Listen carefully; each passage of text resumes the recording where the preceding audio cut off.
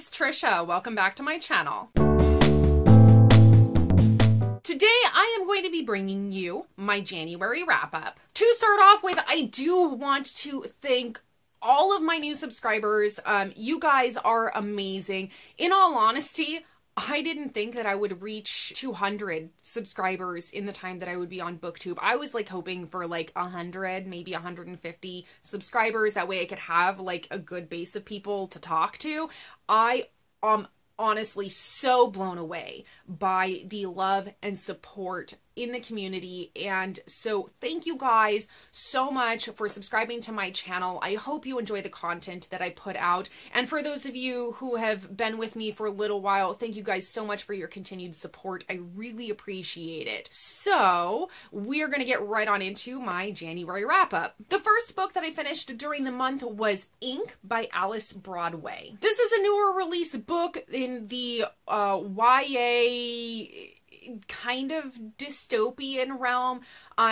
It says fantasy on the dust jacket, but it's not fantasy. So this book takes place in a society where all of the important events in your life are going to be remembered forever because those moments are tattooed onto your skin. And then when you die, your skin is removed and is made and bound into a skin book that then your family and for generations thereafter will take care of, and it stands as a testament to the good life that you lived and is kind of a way of preserving you for the afterlife. Well, Leora finds out that after her father dies, that his tattoos have actually been edited, which is a crime. It is not something that is ever allowed.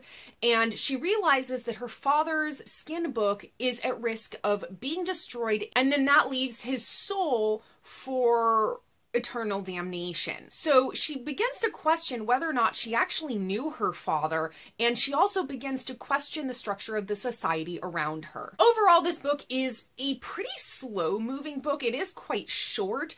It is one that has a very intricately woven society. It has lots of culture and lots of history to it that I really appreciated. And the book made me feel lots of things. I really felt anger and disgust. I did have some reservations about how I felt about Leora as a main character. She was kind of middle of the road for me. I didn't feel strongly one way or another about her. But I did end up overall really enjoying this book. And I know it's not going to be a book for everybody because it is a much slower paced book. There is not lots of action or anything. And I actually ended up giving this 4 out of 5 stars. The next book that I ended up finishing during the month of January was Zenith by Sasha Alsberg and Lindsay Cummings. This one was that I received as an ARC from the bookstore that I work at. If you haven't yet, I will link my spoiler-free review in the card and in the description down below. This one is one where I picked it up and I didn't know who Sasha was before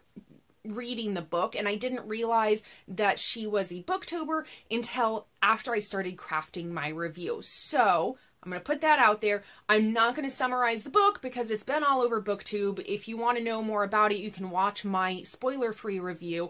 I do have to mention, though, that this does have trigger warnings for rape, torture, and I believe somewhere someone mentioned that PTSD, but it is a bad representation of such. I did end up giving this a 2.5 out of 5 stars. Next on my list was The Cruel Prince by Holly Black. This is one that I'm sure you've seen all over BookTube. I will also link my spoiler-free review up in the card so you can check that out. This is one of my most anticipated releases of the year. I did really quite enjoy this.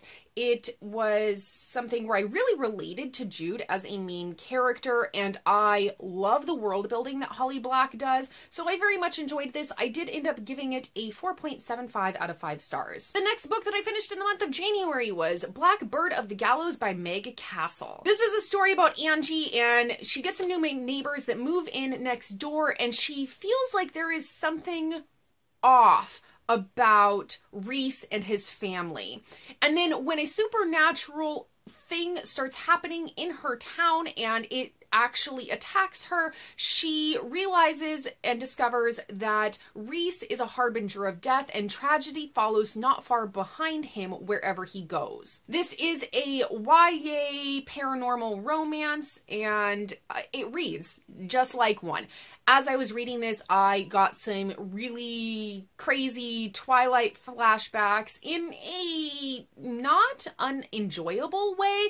I did kind of enjoy it. It is quite tropey, to be honest. The writing was kind of mediocre also, but it was kind of a fun, quick read. I did not enjoy the ending on this one. I did end up giving this one 3 out of 5 stars. The next book I did on audiobook, I did The Name of the Wind by Patrick Rothfuss, narrated by Nick Podell. This is a story about Coat, who is living behind the alias of a simple innkeeper. But when his real identity is discovered, he agrees to tell the story of his life and how he became the famed Quoth. It was so well done. I really enjoyed it. I think that the narration on this was fantastically done. The story itself is really captivating, and I cannot wait to move on to book 2. I did end up giving this first book 5 out of 5 stars. Next, I finished Shadow and Bone by Leigh Bardugo. This is one that I'm not going to summarize because it is all over BookTube. It's one that I actually went into blind. I heard the characters' names, and I knew that there was magic, and that's literally the extent of what I knew for this.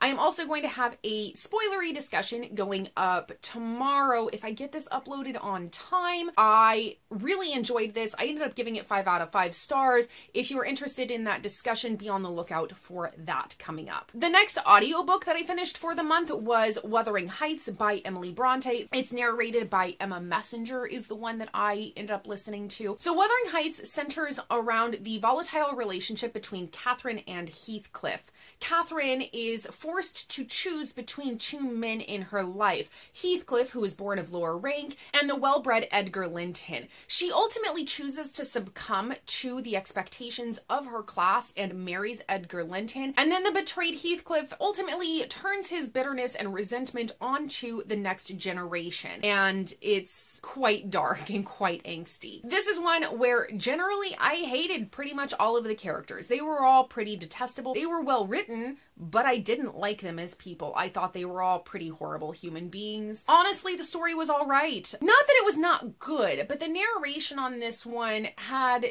something to it. So Emma Messenger, when narrating this one, had a very distinctive vocal quality where it sounded like everyone was speaking with very intense venom and disgust the entire time. Like literally everybody sounded incredibly pissed off all the time. Because of that, I felt like it became really taxing to listen to as an audiobook. There is a possibility that I may have enjoyed this a whole lot more had I read the physical copy. And so I ended up giving this a 3 out of 5 stars. It just didn't really do it for me as far as classics. Next up, I finished the graphic novel Rocket Girl Volume 1 by Brandon Montclair and Amy Reeder. This graphic novel is about DeYoung, who is sent back in time to 1986 by the New York Police Department. She is sent to change something in that time, and while she's there, she realizes that the 2013, the reality that she came from, it actually shouldn't exist at all. This one I thought was quite interesting. It's a little bit different than what I normally read as far as graphic novels, so this is a sci-fi much different for me.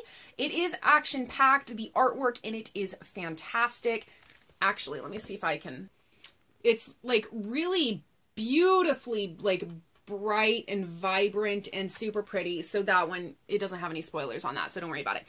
But the artwork in it, I just thought was very, very well done. The characters were tad underdeveloped, but there was a lot of great diversity in the cast, which I really appreciated. And the plotline was a tad predictable, but still, I actually really enjoyed this. And so I ended up giving it 4 out of 5 stars, and I will be picking up volume 2. So I'm really excited for that. Next up, I finished It's Not Like It's a Secret by Misa Sugiura. This is about Sana, who is a young Japanese-American girl who, after moving to California with her family, struggles with feelings for her new friend Jamie. As she works through a relationship with Jamie, Sana also has to struggle through the fact that she is pretty sure her father is having an affair and she doesn't know what to do about it. Honestly, this book is not the light contemporary with a female-female relationship that it leads you to believe it is. This book is so much more than that. This book takes a look at ingrained racism that is primarily seen through stereotyping,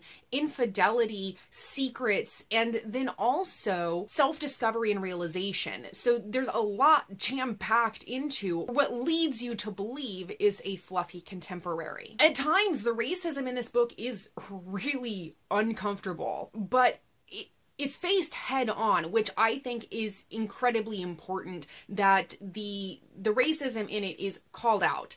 And the main character reflects a lot on the things that happened within those encounters. So I think the author did a really fantastic job at, you know, showing the situation. I also really appreciated that this book had a lot of great friendships throughout, even if the friends had misguided intentions. It had a kind of a simple plotline, really. It had some kind of flat characters, but overall, I don't think that this story was about the plot. This was about the deeper issues that the story explores, and I really appreciated that. And so I ended up giving it 3.75 out of 5 stars. The next book that I finished in the month was Love, Hate, and Other Filters by Samira Ahmed. This book is about Maya, who is an Indian American Muslim girl, and she is in her senior year of high school. Maya is an avid filmmaker, and she wants nothing more than to attend film school in New York, but that ends up clashing with the traditional role that her parents want her to live her life as, where they want her to go to school to become a doctor or a lawyer and then marry a good Muslim boy. Maya's life is ultimately turned upside down when a terrible crime is committed a couple hundred miles away from her hometown, and it opens the floodgates for a lot of fear and bigotry and hatred in her hometown. This is one that I will be doing a full spoiler-free review on, but the short and sweet of it is that Maya is a fantastic character. I really enjoyed her. She's quite snarky, and her point of view leaves you with laugh-out-loud funny moments. I loved the writing style on this. There is a little bit lacking in friendships throughout this book, so I wish there had been more of that, but overall I really enjoyed this, and I ended up giving it a 4.5 out of 5 stars. And the last book that I finished for the month of January, I'm so surprised that I was able to cram in this many books, but I finished the audiobook for Persuasion by Jane Austen, and it was narrated by Juliet Stevenson. Persuasion is actually Jane Austen's last published work. It was published just after her passing, and it focuses on Anne Elliot, who is 27 years old, and 7 years prior, she had been engaged to a Navy captain, Frederick Wentworth. Their engagement, however, in the years prior had been broken off, and now there seems to be that life is and their mutual relations are bringing them together now that Captain Wentworth is back from the war, and it kind of rekindles the feelings that Anne had for Captain Wentworth, and they had never gone away. I liked this so much more after reading the audiobook for Wuthering Heights. It was a much better classic in my opinion. I had so much more fun with it. The characters were a lot more mature and a lot more likable, and I overall enjoyed the story a lot more on this one, maybe because it was just happier, I guess. But I ended up giving this one 4.5 out of 5 stars. Okay, so that is all of the books that I ended up reading during the month of January.